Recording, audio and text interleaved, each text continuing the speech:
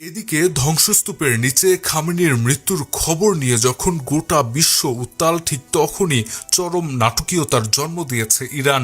Israel যখন খামেনির মৃত্যুর প্রমাণ হাতে পাওয়ার দাবি করছে, তেহরান তখন একে এক ভয়ঙ্কর মনস্তাত্ত্বিক যুদ্ধ বলে আখ্যা দিয়েছে।